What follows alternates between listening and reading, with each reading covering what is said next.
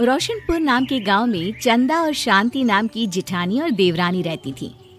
चंदा का पति बहुत पैसे वाला था। उनके पास किसी भी चीज की कोई कमी नहीं थी और उसके विपरीत शांति का पति बहुत ही गरीब और नशेड़ी था। शांति चंदा के घर में काम करके अपना घर चलाती थी। भाभी, घर पर खाने के लिए कुछ भी नहीं है।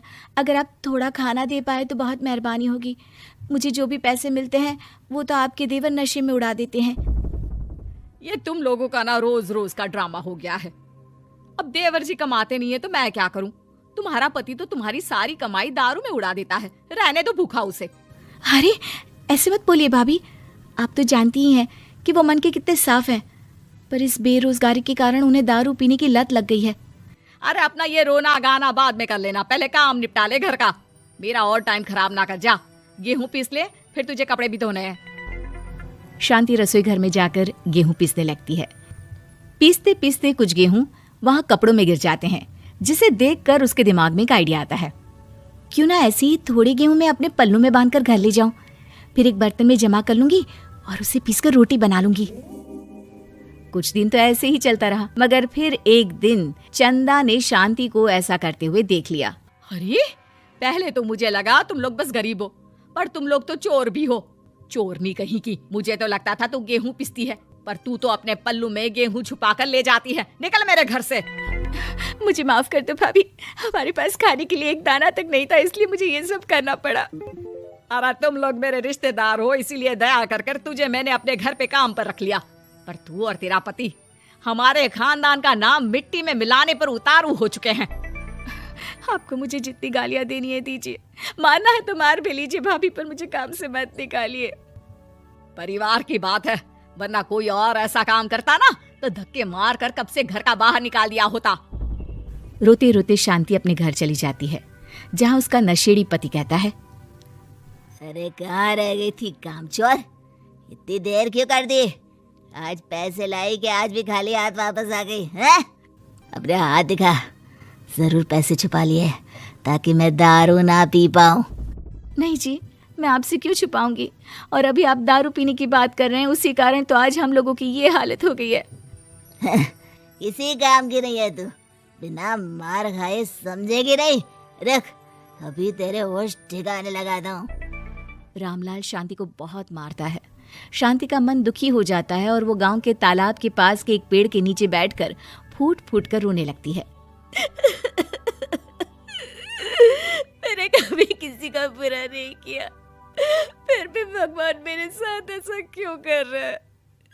मैं तो रामलाल जी की फिक्र करती हूँ, फिर भी उन्होंने मुझे इतना मारा। तभी उसे एक आवाज सुनाई देती है, रोने की कोई जरूरत नहीं है बेटी, चिंता क्यों करती हो? ये आवाज कहाँ से आ रही है? शांति अपने आसपास देखती है, उसे कोई नहीं दिखता। वो ऊपर देखती है, जहाँ उसे एक छोटी सी परी दिखती है। आप कौन है? आप तो कोई परी लगती हैं। हाँ बेटी, मैं इसी पेड़ पर रहती हूँ। मैंने तुम्हारी सारी बात सुनी, अब तुम्हें फिक्र करने की कोई जरूरत नहीं। अपनी आंखें बंद करो। शांति आंखें बंद करती है और जादुई परी अपनी छड़ी घुमाती है। उसकी छड़ी घुमाते ही पेड़ के सारे पत्ते सुनहरे रंग के हो जाते हैं। परी उनमें से एक पत्ता तोड़ लेती है और फिर से अपनी छड़ी घुमाती है, जिसके कारण सारे पत्ते पहले की तरह साधारण से दिखने लगते हैं।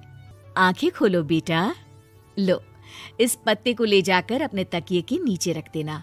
ये तो एक साधारण पत्ता है, इससे क्या होगा? ठीक है, अगर आप कहती हैं तो मैं इसे रख लेती हूँ। शांति उस पत्ते को लेकर अपने घर जाती है और अपने कमरे में तकिए के नीचे रखकर सो जाती है। सपने में उसे वही पेड़ वाली जादुई परी दिखाई देती है। बोलो शांति, क्या चाहिए तुम्हें? मैं चाहती हूँ हम बहुत अमीर हो जाए और मेरे पति नशा करना छोड़ दे, उन्हें कोई काम भी मिल जाए। कल जब तुम सुबह नींद से जागोगी, तुम्हारी इच्छा पूरी हो गई होगी। अगली सुबह शांति नींद से जागती है। अपने आसपास का नजारा देखकर चौंक जाती है।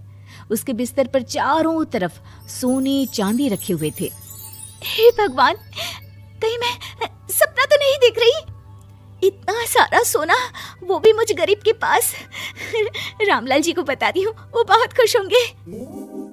शांति जैसे ही कमरे के बाहर जाती है, वो देखती है कि रामलाल सूट बूट पहने काम के लिए बाहर जा रहा होता है। मुझे शहर में एक नौकरी मिल गई है शांति, मुझे आने में देर हो जाएगी, घर का ध्यान रखना। और इस तरह शांति बहुत अच्छा जीवन बिताने लगती है। उसके पास अब किसी भी चीज की कमी नहीं रह जाती। रातों रात शांति के पास आए इतने पैसों को देखकर उसकी जिठानी उससे पूछती है, अरे क्यों रे शांति, कहीं बड़ा हाथ मारा है क्या? अचानक तुम लोगों के पास इतना पैसा कैसे आ गया? नहीं नहीं भाभी, ये सब तो जादुई परी के दिए हुए पत्ते का कमाल है।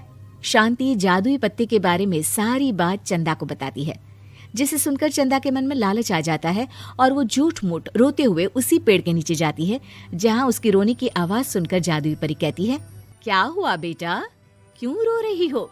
मैं बहुत गरीब हूँ, मेरे पति मुझे बहुत मारते हैं, अब मैं जीना नहीं चाहती। चिंता मत करो बेटा, अपनी आंखें बंद करो। जादुई परी चंदा को भी उसी पेड़ का एक पत्ता देती है और तकिए के नीचे रखने को कहती है। चंदा उस पत्ते को लाकर अपने तकिए के नीचे रख लेती है और अगली सुबह जब उठती है तो उसके कमरे में चारों तरफ सांप बिच्छू रहते हैं। अरे बचाओ बचाओ, कोई मुझे बचाओ, ये कैसा पत्ता है जिसे लाने के बाद उस गरीब शांति के पास तो इतना सारा सोना आ गया और मेरे चारों तरफ ये सांप बिच्छू, अरे कोई बचाओ। चंदा अपनी जान बचाती हुई शांति के पास जाती है। चलिए भाभी, मुझे लगता है आपके घर में सांप बिच्छू को बस जादुई परी ही हटा सकती है। दोनों मिलकर जादुई परी के पास जाते हैं। ये सब तुम्हारे बुरे इरादों का नतीजा है चंदा। तुम झूठ मूठ बस पैसे के लालच के कारण यहाँ आकर रो रही थी, इसीलिए तुम्हें जादुई पत्ते ने उसकी सजा दी। अरे मुझे माफ कर दीजिए जादुई परी, मेरे मन में लालच आ गया था। अरे शांति, तुम भी मुझे माफ कर दो, मैंने तुम्हारे साथ बहुत गलत किया, फिर भी तुम मेरी मदद के लिए आई। चंदा को अपनी गलती का एहसास हो जाता है, इसलिए जादुई परी उसके घर से सारे सांप बिच्छू को गायब कर देती है। चंदा और शांति आपस में मिलजुल कर रहने लगती हैं।